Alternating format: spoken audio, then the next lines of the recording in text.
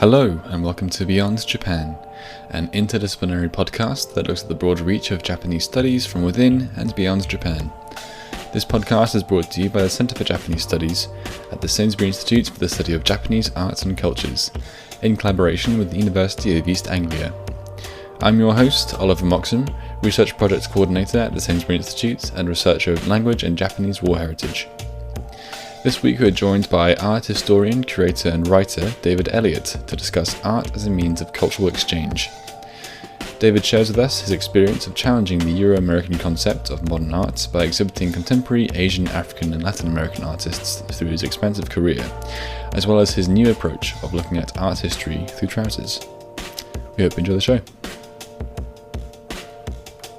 Good morning, David. Thank you for joining me on the podcast today. Good morning. Thank you for inviting me. So first of all, we'd like to know a bit more about you. Can you tell us about your area of expertise and how your interests have brought you there? The older the person you speak to, the longer this answer gets. I guess I describe myself as an art historian and cultural historian. I've been interested in both from an early age. Although when I was at school and immediately when I left school, I was most involved with theatre. This was in the 60s.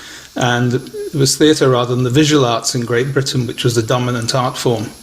Had great directors such as Joan Littlewood, George Devine, Peter Hall, Peter Brook. I mean, it was an amazing time.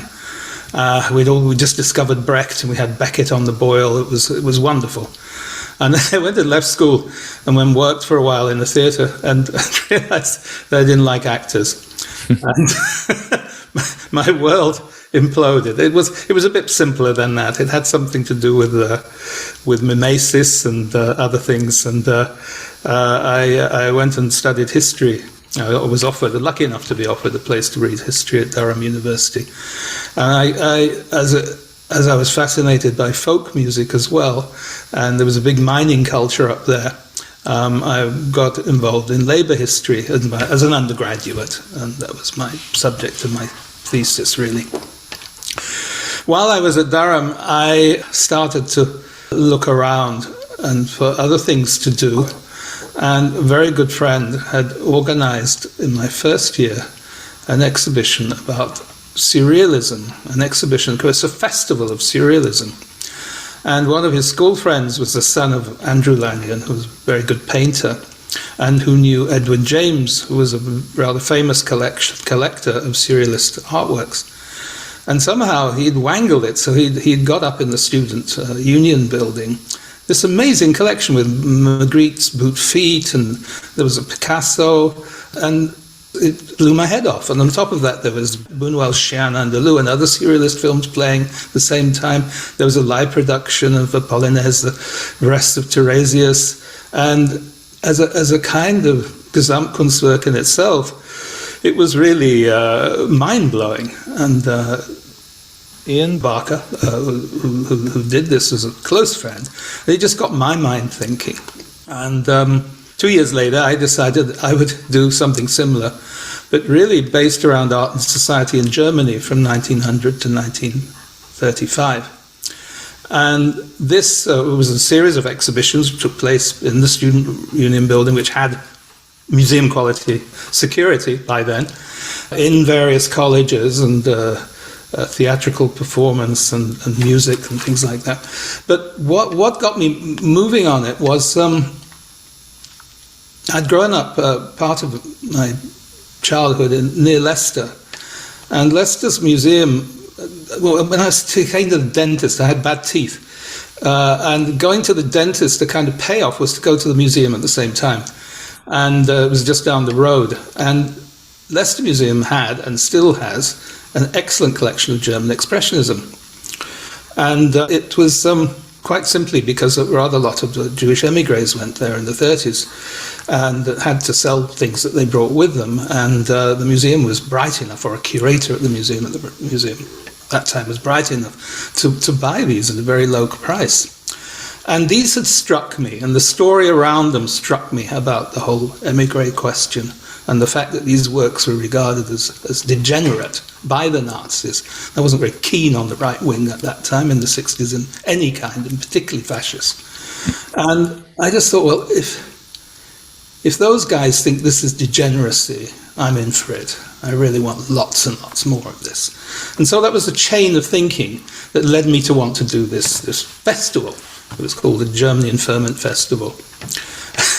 And bringing together art, politics, society, culture, and of course there was film as well involved, this expressionist film. And I spent a large part of my last year in Durham doing this, rather than doing my studies. But anyway, I did scrape a degree. And from there, I realized that I wanted to know more. I was trained as a historian, as a very baby historian, and I wanted to find out more about art history. I was fortunate to be offered a place at the Courtauld to do an MA, and I sort of began to understand the great possibilities, but also the great limitations of art history, as it was taught in Britain at that time. And I sort of went on from there, and my first proper job in that, I worked at the Leicester Art Museum for a year and a half as an assistant in the art department. And then went to the Arts Council as a regional art officer. This sounds a very colonial thing. It was. Responsible for the northeast of England. We put on our topis and khaki shorts and went up there to look at the natives. It wasn't quite that bad, but it was coming out of that matrix. And then I moved to the Museum of Modern Art in Oxford as director, which was a kind of alternative space when I went there. And over the 20 years that I stayed there, I really wanted to look at what modern art meant, whose art it was. And it was very clear, it didn't take very long for me to work out, it was mainly people in Western Europe and North America who were mainly male and almost totally white, and this was modern art. And as I'd learned in art history, that actually part of the thing is comparing one thing with another to see its qualities. Part of those qualities, whether it's any good or not, whether it's genuine or not. But this was such a small gene pool. And so I felt compelled while I was there to really start looking outside this golden cage and to look at other modernities. And not only other modernities, but other cultures which were not modern, or not regarded as modern. Of course they were modern. They were victims of modernity rather than the victors or beneficiaries of modernity. As part of this operation of alterity, I started with the Soviet Union first, and particularly on early avant-garde art, then moving more towards the contemporary situation, and started actually managing to borrow things from Soviet Union, which it hadn't been possible for people in the West to get before. But also in Mexico, I mean, it's not only a small step away from the revolutionaries of the Soviet Union to those in Mexico, and was involved with the National Institute of Arts and Humanities in Mexico, with a big Jose Clemente Orozco retrospective, one of the great founders of modern Mexican art, a great muralist, and this was part of a big European tour. And then to India. And from India, that was a series of shows, a festival, if you like, looking at art since the independence, the development of modern art in India since independence. And that was a show looking at folk art, particularly folk art of Rajasthan and Madhya Pradesh, wayside shrines of Rajasthan and Madhya Pradesh. And then the third exhibition, which was about photography, just called Another India, all made by Indian artists, of course, and the film program too. So this really opened up my eyes to, firstly, the fact that with the so-called folk art of the wayside shrines, this was as vital and as part of our contemporary world as anything else. Yet I shouldn't have been doing it. It should have been in an ethnology museum. But to me, it wasn't. It was full of invention and life and surrealism, not words maybe the people who venerated these objects would have used, but important and moving. And then the story of modernity from the Bombay progressives in the 40s to the present day, it sort of came right up to people like Nalini Malani and Anish Kapoor, who kindly agreed to be Indian for the purposes of that exhibition, and it really was an eye opener to me of a completely different attitude and posture towards modernity. And then the second one, you can say it wasn't created as a series. This was in 83, I think. The Indian shows in 85 did a show called Reconstructions, Avantgarde in Japan, 1945 to 1965. Now, this, at least there was a cultural link through imperialism with India. With Japan, the only the only serious link had been the war. And modern Indian and contemporary Japanese art was completely unknown. And I was lucky enough to find a student, a DPhil student in Oxford called Kazu Kaido, who was researching this. And it was an open book for me. I just didn't know what was going on there. But it struck me, as I knew quite a lot about earlier Japanese art and the quality of it and the invention in it, that it was worth taking a look. And she said, yeah, well, that's my subject. I'm looking at how artists got back to after World War II and established myself. I just wiped away by the work. It was incredible. I mean, the 1950 painting by Taro Okamoto called The Law of the Jungle, showing this, and it's a big picture about 2 meters wide. And there's this big shark in fluorescent colors with a zip going from its snout all the way up to its back. And then there's 3 wise monkeys, with eyes, mouth, ears, sort of painted at the bottom. And this apparently was made at the time of the Red Purges in Tokyo in 1950. It was just, wow. And this was a time in the mid-80s when people were talking about new figuration in painting in Britain, about bad art, bringing things together, popular art, bringing the things together, graffiti was starting, all these things. And it seemed to me to be bang on the nose of all of that, yet made 45 years earlier. So it was really another eye-opener for me. And of course, I was able to get, in both of these projects, outside Oxford. I was able to travel widely in India, travel widely in Japan. And the third set tried to get going as early as 1987, but for political reasons it couldn't take place until 1993, was China. And 2 big exhibitions developed out of that. One was called China Avantgarde, which was looking at the generation post-Cultural Revolution in China. So that's really from 1976 onwards. And we did that with the Haus der Kultur und der Welt in Berlin. And then one that we did off our own bat, because that was very painterly show, a very painterly proposition about art. We wanted to look at site-specific installation work as well. It was called Silent Energy, New Art from China. And these had big installations, site-specifically made in the galleries by people like Saigo Chang, Chen Zhen, Yang Jichang, I mean many, Huang Yongping, who came, worked in the spaces. And again, that was a complete eye-opener that these people, one of them was called, Huang Yongping's installation was called Yellow Peril. And it was, you had to walk underneath it, through it, to get into the show. And it was a kind of cage above your head in which there was something like 2,000 locusts and 5 scorpions strutting around. And then the rest of it was imperial yellow silk draped either side of you as you walked through, and you had to fight through the silk to get into the rest of the show. Huang Yongping's Yellow Peril was some comment on the racism in America in the late 19th century, when, of course, this word was first, of course, very derogatorily used. And it was a kind of statement of intent for this young generation of Chinese artists bursting out into the West for the first time, more or less, certainly for the first time in Great Britain. And it was really the first wave of shows outside China. And, this was... and one thing led to another, as you can see. A lot of other things were happening around this as well. But that's not a very short answer to your very brief and apposite question. Well, with such an expansive career, I mean, we have to hear all of it. It's a fascinating story. So I would like to start off by asking something I'm sure you must dwell on as a curator. Who does art serve, in your opinion, and how do art exhibits lead to cultural exchange in general? Well, I think art doesn't serve anyone other than the artist, and neither should it. It just is.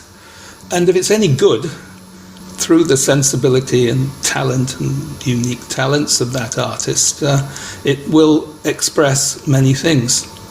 His or her humanity, culture, environment, but also hopefully go far beyond that. I think art is also often about a story or part of a story. That story needs to be understood to put it in some kind of context. But talking about common humanity, I mean, this is very important. It's something we share. And people are much more interested in looking at differences rather than similarities. And the similarities, I think, wherever you go in the world, are far, far greater than the differences. And it's really working with that. And when I started, when I was working director of a museum of modern art, what really mattered whether something was modern or not. And being modern was good. And it just really seemed to me a stupid idea. Surely, as an historian, the notion of what is modern seems a bit ridiculous, doesn't it? Yes, absolutely. We are going back to the mid-70s, of course. But you could use the term avant-garde without being the slightest bit ironical. And there was an avant-garde. There are a series of avant-gardes. They're mostly started out in Paris, and then a few in Berlin. And then they were post-war. They were all in America, and you get one ism banging on after another ism. And by the time it got to the mid-70s, you had minimalism and conceptualism, and that, as Lucy Lippard observed, the art object had dematerialized itself almost out of existence, unless it was a bit like clap your hands if you believe in fairies. So there was a problem with all of that. I don't denigrate the minimalism nor conceptualism. In fact, showed many leading artists of that. But that has to be seen within its context, within its social and political context. It only makes real sense then within a context of hypercapitalism, of how the commodity shrinks and shrinks and shrinks and shrinks in different ways and begins to express other ideas and ideals. So yes, that's talking about does the art serve? It has to serve the artist. They have to feel it's necessary. If they don't feel it's necessary, if they're being strategic, if they're making a career move, forget it. I mean, I'm just not interested. The art has to be made out of a sense of necessity, and out of that necessity, others will sense that necessity themselves. I mean, I truly believe that. And also as much as the contexts may differ, one can quickly get up to speed with the contexts because they have mirrors in many other places. And then art exhibitions leading to cultural exchange. Well, sometimes there are affirmations, they're sort of imperialistic moves. We used to laugh sometimes at the British Council, and this is a very long time ago. Henry Moore was adopted as a kind of regimental mascot for Great British art, and Henry Moore exhibitions were plonked across the world in many different places. Now, Henry Moore is a wonderful artist, a very high quality artist, no bad comment on his work, but he was adopted, and those weren't about exchange. They're about what people now call soft power. Now, if you're dealing with governments, I think I'm all for soft power, and I'm all for the British Council, and have been a great beneficiary of their aid over the years. And it really hurts me that the government has, ever since the early 80s, been hacking away at the British Council, its budgets and its programs systematically, just as they have at so many public services. But the British Council, like the BBC, is very, very important for our culture and for conversations with others, not for power. It's for actually exchange, and this is the way forward. And I think that's really what exhibitions, they're conversations. There was an exhibition I did in Sydney in 2010. It was the 17th Biennale, and it was called The Beauty of Distance, Songs of Survival in a Precarious Age. And the beauty of distance, I mean, everyone said, oh, you're talking about us in Australia, we're a long way away from everywhere. And I said, no, everyone's a long way away from something being made here in Sydney for you. But it's also taking into account this is the different venues. I think there are about 7 different venues around the harbour area. This is the area where some of the first encounters took place with Indigenous people. And this is important. It's important for you, it's important for them. You're trying to live together with varying degrees of success. So let's look at this distance. Let's look at cultural distance today between you, inverted commas, and them.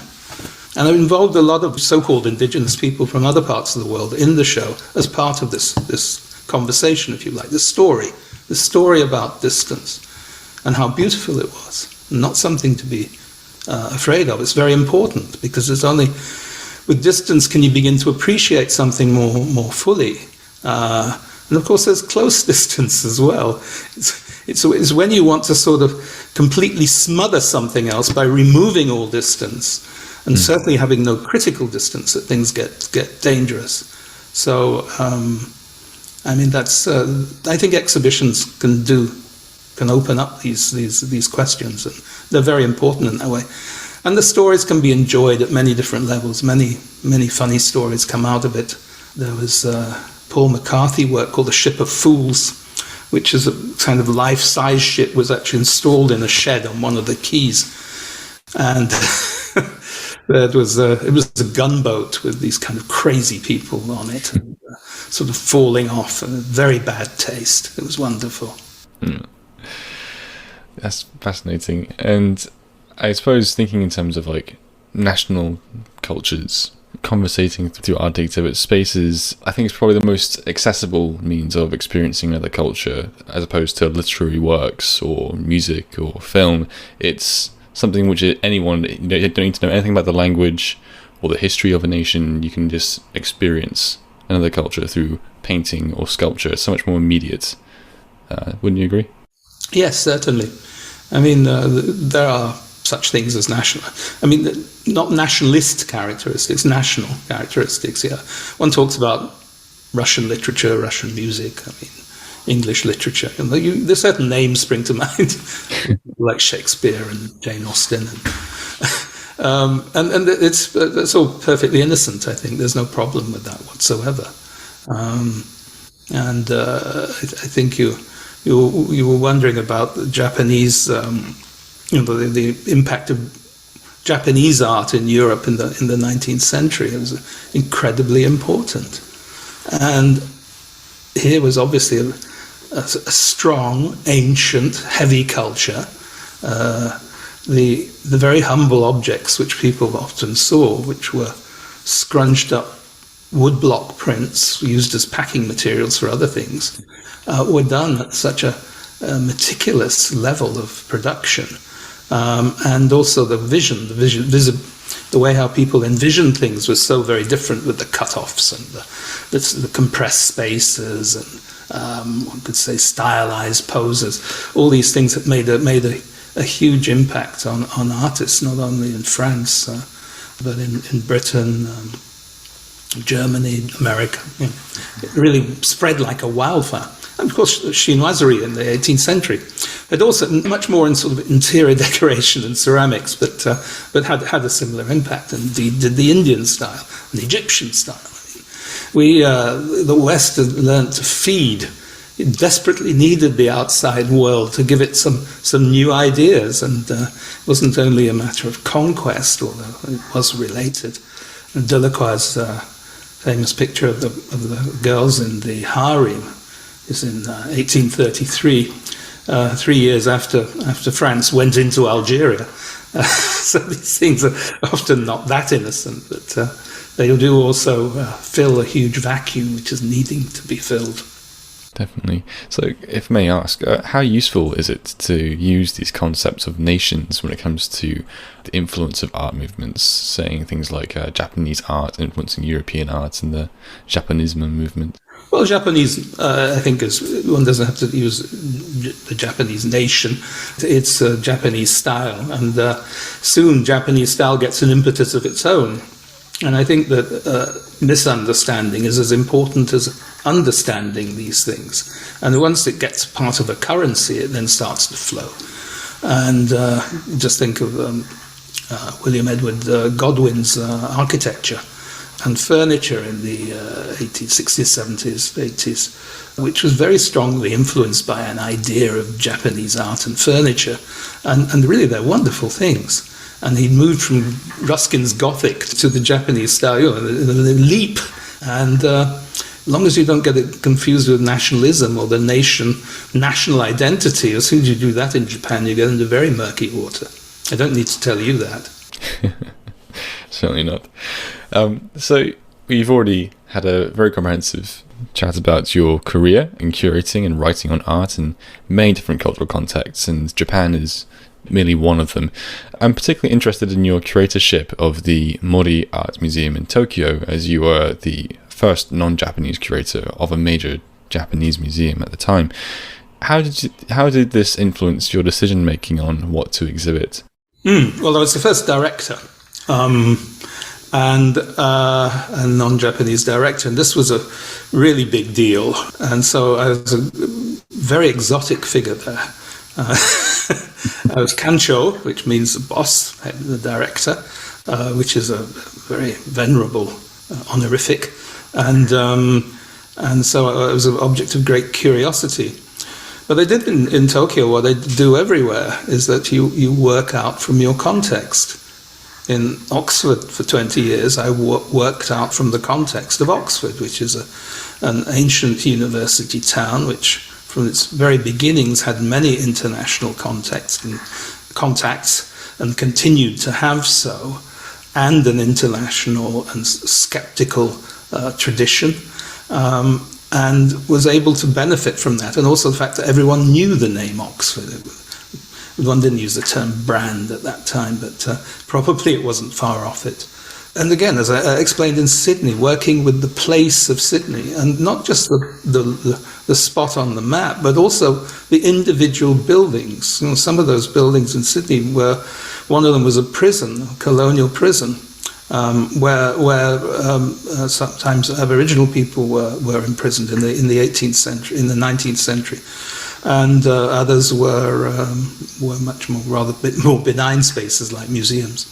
But here was a complete new build in Roppongi, which was one of the post-war pleasure districts of Tokyo. So a whole district basically had been knocked down, and this new district had been built up by Minoru Mori, who was the founder of it and the developer of it. And he decided, I think very smartly, cannily, that he needed something to distinguish the place. And he said, I'm going to have art all around this 14-hectare site, and I'm going to have a museum on the top of the tallest building. Well, something slightly crazy about that, but we got the lifts which were necessary and all the security we needed to be able to do top quality exhibitions there. And so this skyscraper, 54 stories, which then had a viewing deck above the museum, so you could have a 360-degree view of the whole city.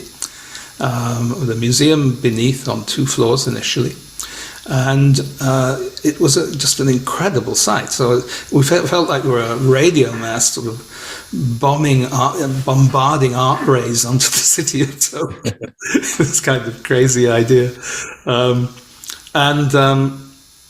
it was a wonderful, it was incredible, slightly frightening, but wonderful challenge, because you could go up 1 floor and you'd see 360 degrees, all of the pulsating city around you. And on a very clear day, you could even see Mount Fuji. So what a competition to try and get art to be able to stand up to that competition. And that was a challenge, and I think that succeeded while I was there anyway. And they're still doing an extremely good job. So, if I might move on to your recently published book, Art and Trousers, Tradition and Modernity in Contemporary Asian Art, it presents a fascinating novel approach to intercultural influence through art. Could you explain for us what the humble trouser represents in 20th century Asian art? Well, it's a kind of story. I don't think it represents anything much in 20th century Asian art.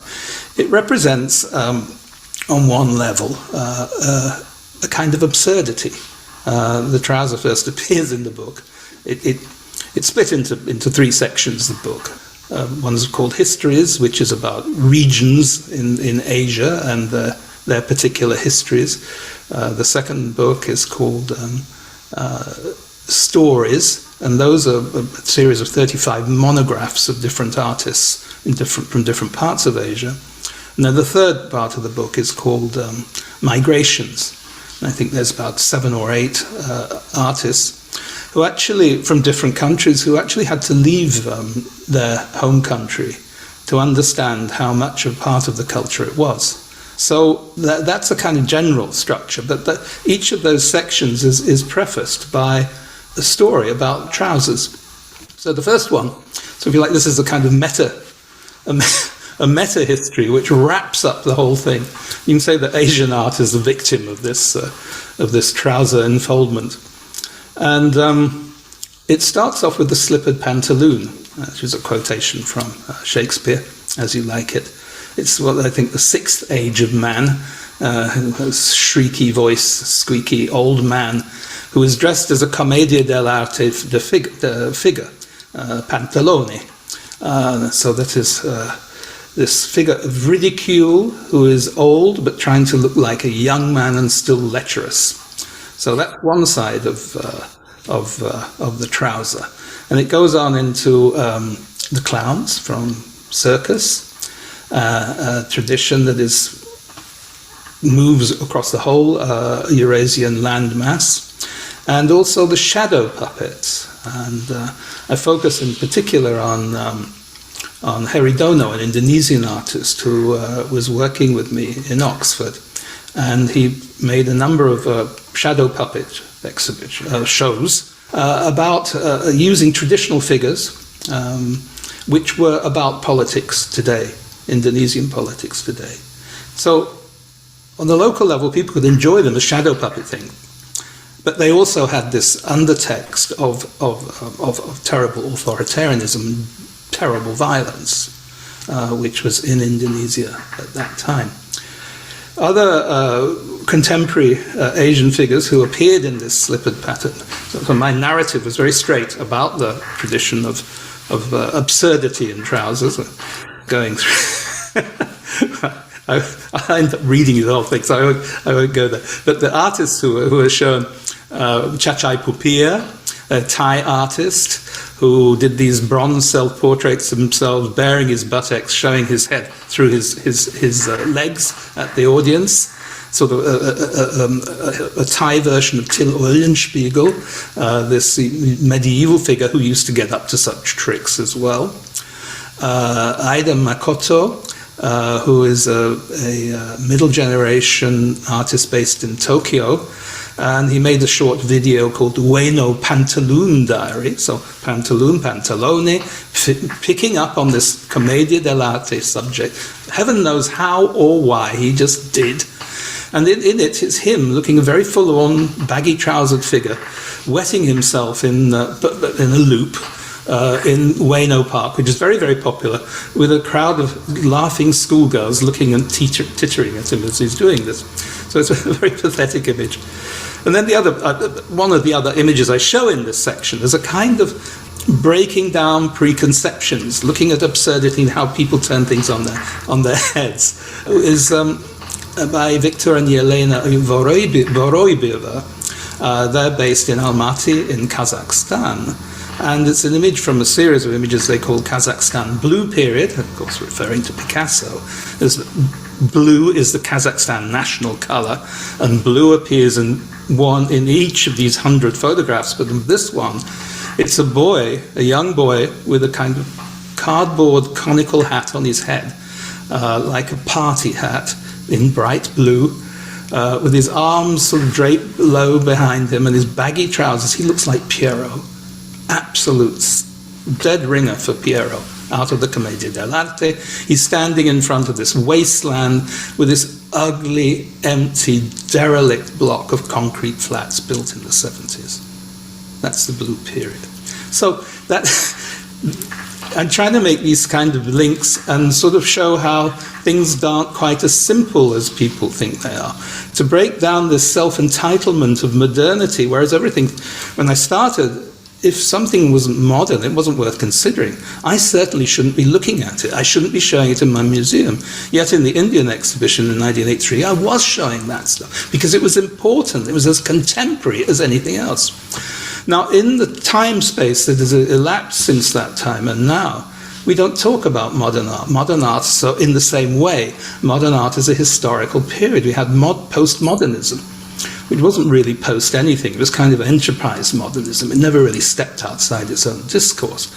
But now, thank goodness, we use the term contemporary more. And that isn't loaded in the same way. Being contemporary doesn't mean anything's any good. There's no kind of value judgment contemporary. It's just whether something is made now or not. And so everything's contemporary.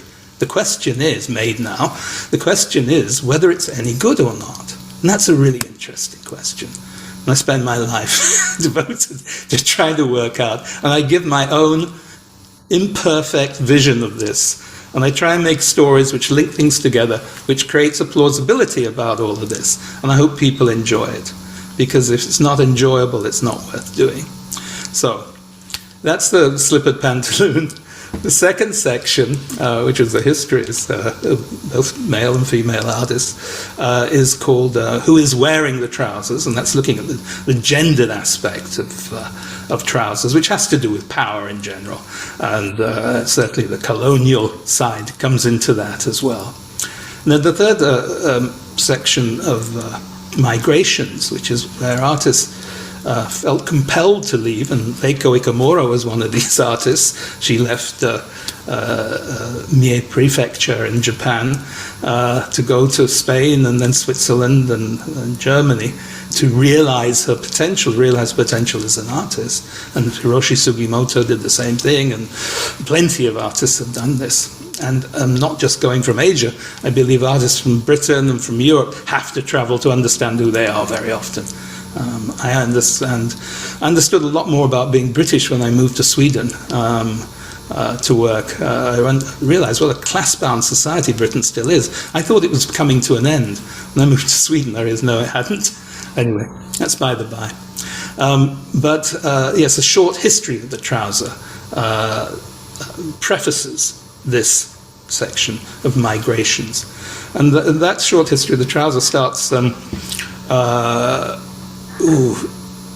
think it's about 30,000 years before Common Era in the Mala Malbere culture, which is around Lake Baikal in Siberia, and finding the first images of trouser etched on mammoth tusks. Then also the Cro-Magnon period in Europe is about the same. And there was a museum diorama, which was an artwork, it's a photographic artwork made by Hiroshi Sugimoto, which actually shows the same people. So he did a lot of series of museum dioramas and photographed them in such a ways that he actually made them look real in a kind of theatrical. And he worked with typologies of many different things. Drive-in movie theaters, sunsets over the sea, all these things. And he did a set called Dioramas, and Cro-Magnon Man was one of these. So he was, in a way, compressing history, making it look as though it was a photograph made today, when obviously it wasn't. So, so these early trousers coming from Siberia, then the earliest extant trousers are found on the edges of the Taklamakan Desert in what is now western China, Xinjiang. I think it's probably in Xinjiang province. These were on mummies, and they'd been saved because it was a salt desert. And so textiles and leather and other things had been preserved, and so the clothing of these people is preserved. And they happened to be rather tall, and they had blonde hair and blue eyes, so they weren't in any form from what one identifies as Chinese. Yet these early Chinese trousers were found in China, like so many first things like gunpowder and spaghetti came from China. So they're not only this idea of cultural flow. The West tends to think it invented everything, and it's absolutely wrong. I mean, one of my guiding lights in this is a brilliant, now passed away historian called Jack Goody, whose book The Theft of History is a very useful corrective to this kind of Eurocentric bombasticism. So that, in a nutshell, is the kind of some of the trajectories in the book, and how it knits together. And each chapter is separate and tells a different story in itself. Yet it's trying to get these to within a general story. And one of those is how recently within Asia, women artists have become so much more important. In fact, since I've written the book, I've done a lot more work on Japan and the early feminist artists, or women artists who were very clearly projecting their own view as women on the world in the period before World War II. I see. I must say that I am a victim to the Eurocentricity of inventions of history, and if you'd asked me before this interview when I thought trousers were first introduced, I would have thought of the Gauls of France, not in Siberia 30,000 years ago. It's certainly enlightening. Well, the Romans stole trousers from the Gauls, the Germanic tribes, and they adapted them to their wardrobe, so rather late. And the ancient Greeks and the Romans regarded trousers as absolutely barbaric, as did indeed the Chinese emperor's court in the Wei Warring States period, because the trousers were worn by barbarians. And actually the same barbarians in China that were coming east from the west, and they're fighting against the Greeks or the Persians or the Romans. They were going west from the east, and these were people who came from somewhere in northern Siberia, and they wore trousers. And Amazons were amongst them. There are pictures of Amazons wearing trousers, and so they weren't particularly gender specific. And some of these cultures were matriarchic, but not enough is known about this, really. There's still a lot of work to be done. Yeah. Who would have thought trousers was such a rich field of history to plumb? So you make a strong connection in your book between the introduction of trousers to Asia as a product of colonialism by European powers. Nowadays, they are as common in Asia as they are here, but do you believe this gave them an authoritarian connotation in the art world when they were introduced? In the art world? No, not really. I only use them as a loose symbol of modernity and efficiency, Western efficiency. They were better for fighting with. But the tribes in Eastern Asia knew this because they were all nomadic horsemen and women, and it really, when you get through cold steppes and deserts, it makes sense to wear trousers.